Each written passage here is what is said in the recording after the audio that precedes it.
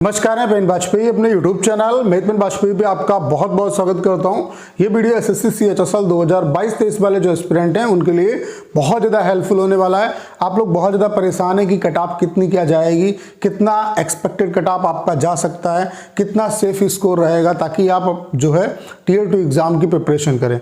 तो इन सभी क्वेश्चंस का आंसर आपको इस सिंगल वीडियो में मिलने वाला है। कट ऑफ का यहाँ पे हम लोग डिटेल में एनालिसिस करेंगे और किस बेसिस पे करेंगे। देखो 2021 और 2022 का जो डाटा है उसका अगर आप कंपैरिजन कर लो तो आपको समझ में आ जाएगा कि क्या सिनेरियो रहेगा। 2021 की कंपेयर में कट ऑफ आपकी ज़्यादा जाएगी या कम जाएगी। 2021 में एवरेज जो अटेम्प्ट था वो क्या था, डिफिकल्टी लेवल क्या था, नॉर्मलाइजेशन का क्या इम्पैक्ट पड़ा, 2022 में क्या सिनेरियो बनना है। तो वहाँ से तस्वीर आपकी बिल्कुल क्लियर हो जाएगी और आपको खुद आइडिया इसका लग जाएगा। तो इसके बेसिस पे हम लोग एनालिसिस करेंगे।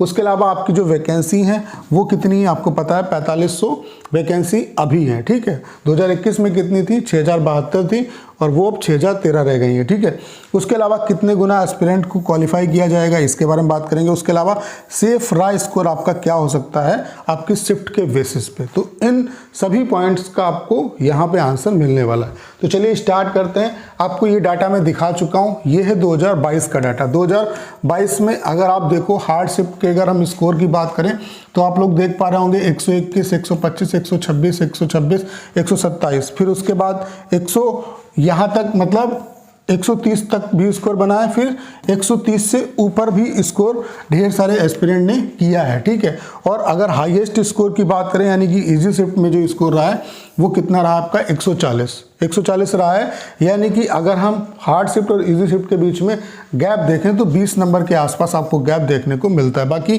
कितने क्या आपके मार्क्स बढ़ सकते हैं वो आप ऐसे समझ सकते हो कि 140, जैसे 140 आपका जो इजी शिफ्ट है उसका स्कोर 140 है, तो 140 को मेंटेन करने के लिए जितना जितना बढ़ाना पड़ेगा उस हिसाब से आपका नॉर्मलाइजेशन का इम्पैक्ट पड़ेगा। ठीक है, तो अब आपको मैं कुछ डाटा जो है 2021 का दिखा देता हूं। 2021 का आप लोग देख लो, यहाँ पे जो स्कोर हाईएस्ट जो स्कोर बना वो कितना बना आप देख सकते हैं 140.86, उसके अलावा 125.93, 123.47, 124.70। अब यहाँ पे 2022 और 2021 में डिफरेंस क्या था देखो। 2022 में क्या है कि 100 जो मतलब हार्ड शिफ्ट है वो उनका जो नंबर है वो जैसे 5 से 6 जो शिफ्ट है वो हार्ड शिफ्ट है, उसके बाद आपकी मॉडरेट शिफ्ट है और उसके बाद आपकी इजी शिफ्ट है। लेकिन यहाँ पे क्या है, यहाँ पे चेंजेस आपको ज़्यादा देखने को मिल रहा है। यहाँ पे 130 जो नंबर वाले बच्चे हैं वो उतने नहीं हैं।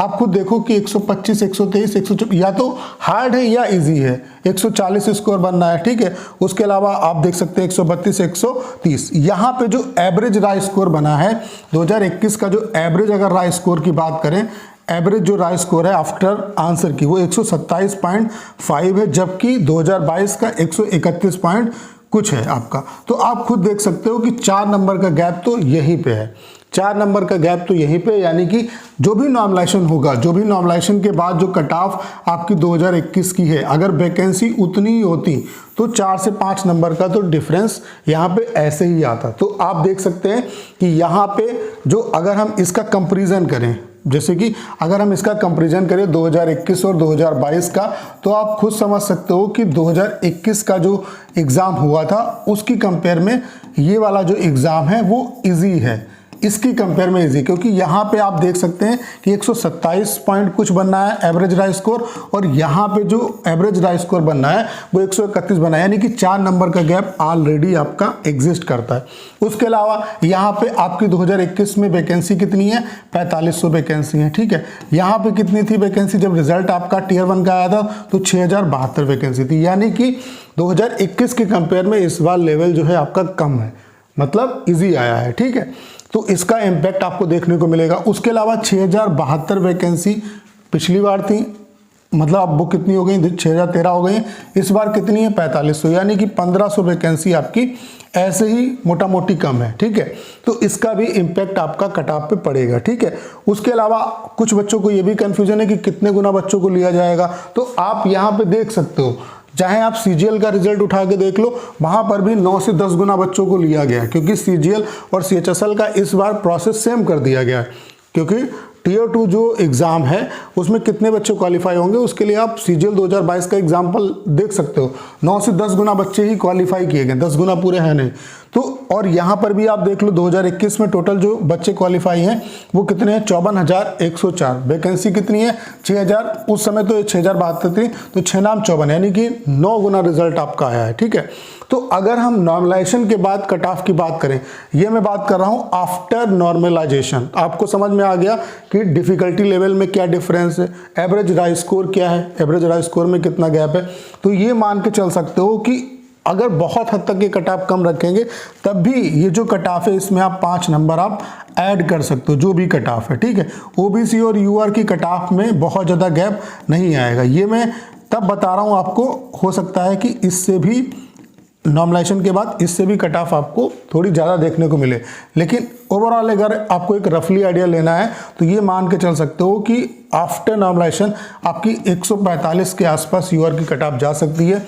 एससी वालों की आप 117 के आसपास मान सकते हो, एसटी वालों की आप 110 के आसपास आफ्टर नॉर्मलाइजेशन कट ऑफ मान सकते हो, ओबीसी की यूआर के इक्वली रहेगी, ईडब्ल्यूएस की सभी में आप 5-5 नंबर आप ऐड कर सकते हो। ठीक है, अब यहाँ पे बात कर लेते हैं, ये तो बात हो गई कि नॉर्मलाइजेशन के बाद कितनी कट ऑफ जाएगी, वो तो डिपेंड करेगा कि नॉर्मलाइजेशन आपका किस तरीके से होता है। यहाँ पे मैंने अब कुछ स्टूडेंट के दिमाग में ये कन्फ्यूजन आ रहा होगा कि यहाँ पे 5 नंबर क्यों ऐड किए।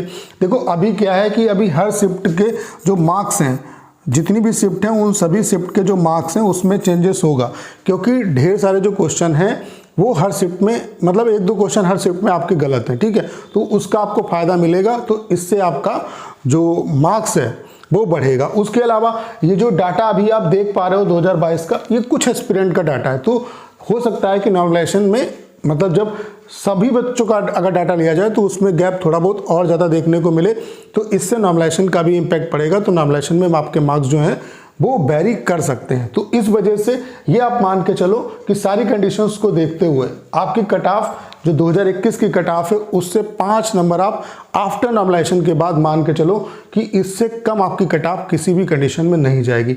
अगर हम बात करें कि राय स्कोर कितना होना चाहिए, देखो ऐसा नहीं है जो बच्चे डिफिकल्ट शिफ्ट में जिनका एग्जाम हुआ है उनका भी एक मतलब जो है नंबर जो है उतना ही होना चाहिए, 140 होना चाहिए तब वो पास होंगे, ऐसा नहीं है।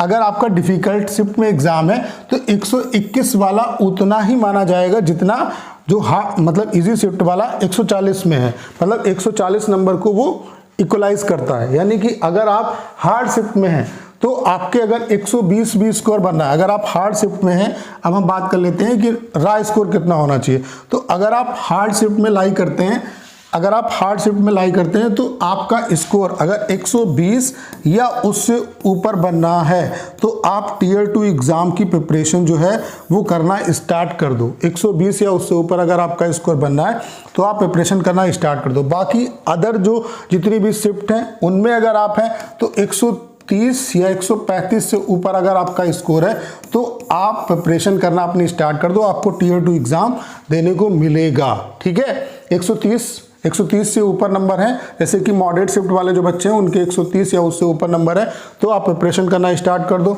और जो इजी शिफ्ट वाले हैं वो 135 या उससे ऊपर नंबर है तो आप प्रिपरेशन करना स्टार्ट कर दो। अब यहाँ पे देखो जो बच्चे सीरियसली वाकई में अगर जॉब आपको लेनी है तो मैं आपको एक एडवाइस देना चाहता हूँ। देखिए यहाँ पे सिलेक्शन लेना उतना आसान नहीं है, क्योंकि टीयर 1 सिर्फ क्वालिफाइंग नेचर का है, जो भी पूरा खेल होगा वो आपका टीयर 2 एग्ज़ाम के बेसिस पे होगा, और ये CGL जो एग्ज़ाम है उसके इक्वल बना दिया गया है इसका डिफ़िकल्टी लेवल।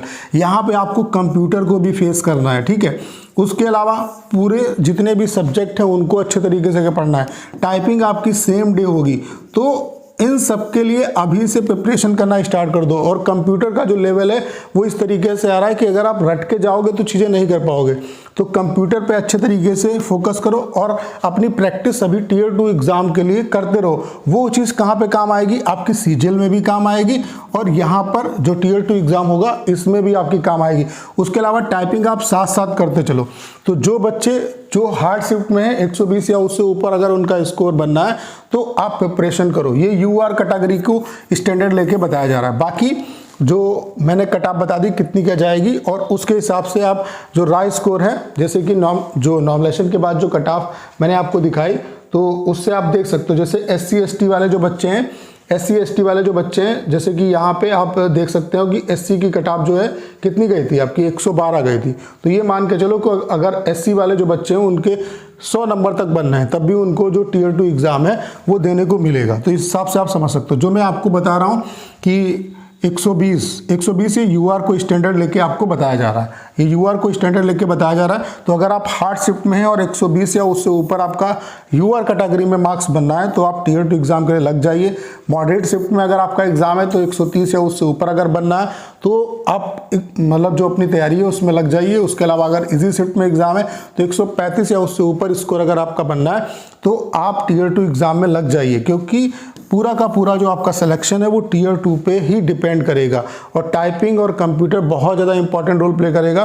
तो जो भी बच्चे जो वाकई में सीरियस हैं एग्ज़ाम के लिए, वो अब इस चीज़ का इंतजार मत करो कि रिजल्ट कब आएगा। देखो SSC ने आपकी डेट जो है एग्ज़ाम की, जो Tier 2 एग्ज़ाम है उसकी डेट दे दी है।